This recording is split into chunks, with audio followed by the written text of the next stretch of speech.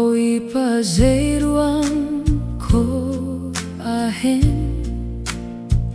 Kan ram ni sifak tuarin olok chong Van sang awin kanung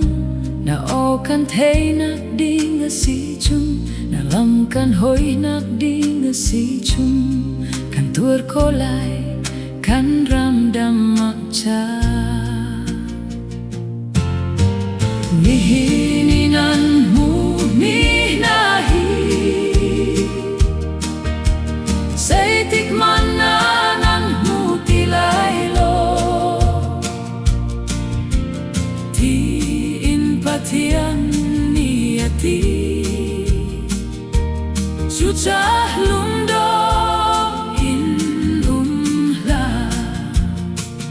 Patian ni Zaida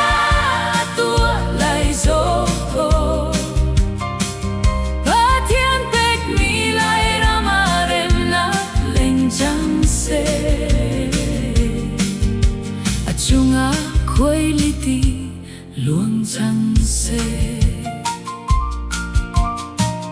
Nihin kan ram zo tika Nebuchadnezzar chan kan luang Kum samsari Babylon salantang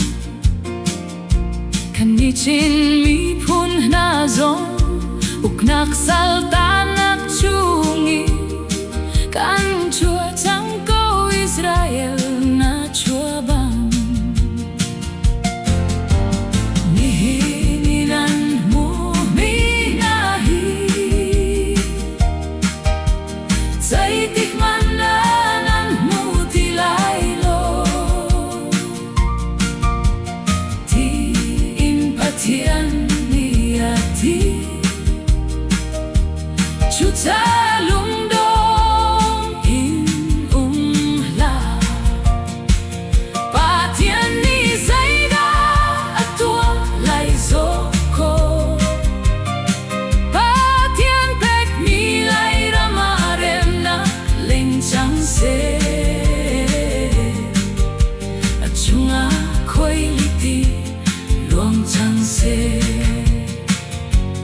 Bawi pakan shrung ai naki Hitin mo na zo solai Asualomi tisen vialte nai Namit falaing kan zo piak Na piakam na kafil hintla Nan ka auchun vanin ka run teilai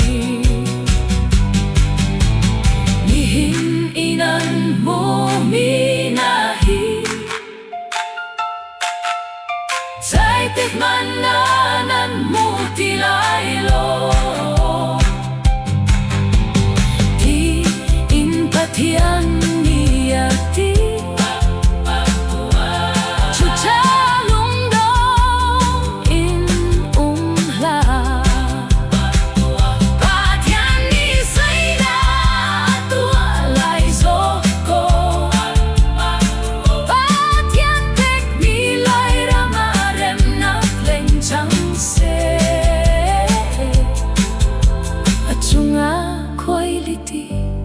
luang chang se